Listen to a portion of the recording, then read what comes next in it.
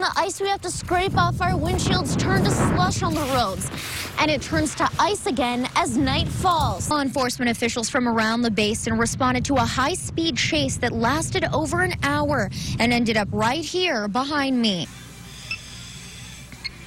And if there's any alcohol detected, don't plan on going anywhere anytime soon. Remember, Sergeant Chad Matlock, along with another trooper, both caught in gunfire while trying to arrest a suspect. The state of Texas allows parents to freeze their child's credit report until they turn 18, making it a bit more challenging for thieves and their tricky ways. DPS dive team have been out here for hours searching for a possible murder weapon in the pond. They found a meth lab inside one of the rooms here at the hotel. And the slick roads causing a fatal accident on Highway 191 tonight. A teenager steals a bright purple hot rod worth about $40,000. 33-year-old Sean Bolton was shot while on duty Saturday. His death has left the community and police force in shock. Police say people are making it easier on the thieves by leaving the key in the ignition. Oil giant Schlumberger announcing their plans to slash 9,000 workers when a man tried to throw 2 dogs into oncoming traffic. The burglars even going as far as siphoning gas out of the volunteer fire department's SUVs. The thief crawled through a tiny air duct not more than 18 by 24 inches.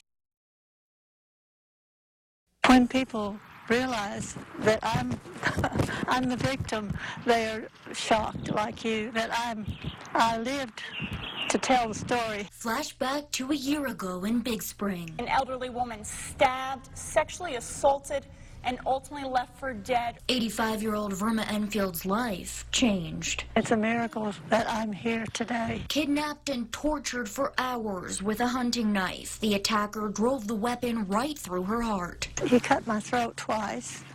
Then he stabbed me 10 times. The stab wounds were in my chest, my stomach, and my back.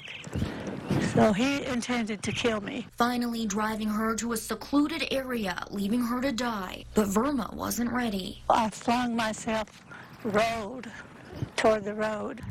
I saw car lights, and I raised my arm, and I did like this, and the pickup stopped. And a year later, still no leads, just a sketch of what the suspect could have looked like. The whole thing is scary. It's traumatic.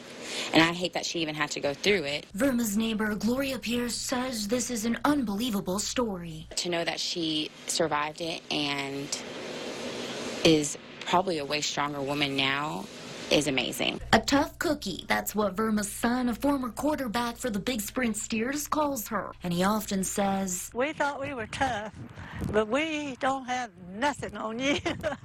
Verma calls herself a survivor, but knows on that day she was not alone. Just the fact that I was found, rescued, is a miracle of God. 14, 15, 25, 50, 75, there's 55, and Abraham makes 60. A small price to pay for a shoe as good as new. His hands broken in from years of mending shoes. Feast and famine, but we wouldn't do nothing else. West Texas cobbler Mike Norris stays afloat in what some say is a sinking economy. We just tighten our belts and, keep on trucking. The rustic repair shop plans ahead for the bumpy ride businesses often see in the basin. Do I need to order as much next month, or do we need to cut back? Questions the small business owner can effortlessly answer after going through fluctuating markets year after year. We've learned from the ups and the downs. You don't overextend. Tips from a tradesman.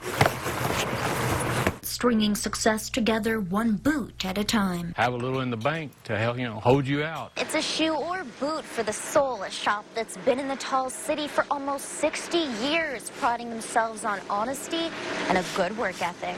This country was founded on small businesses, and that will never go away. But in today's competitive business world, A year ago, business would just automatically come to you. Sometimes you didn't have to look for it. owners might find themselves flipping positions. In a downturn in the economy, you have to wear your sales hat. Enrique Romero with UTPB's Small Business Development Center breaks down survival strategies. At the end of the day, it's all about how do you manage your business.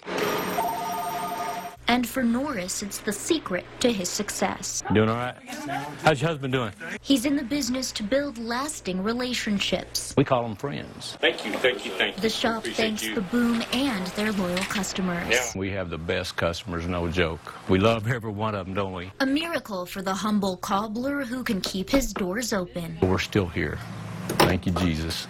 We're still here. Because it's not about making a dollar. As long as God has blessed me with a roof over my head and a bed to sleep in, I'm a rich man. So the next time you pick up your boots, remember they were handcrafted from the heart. A special pair of shoes repaired by a man and business which knows the secret to a small business's survival.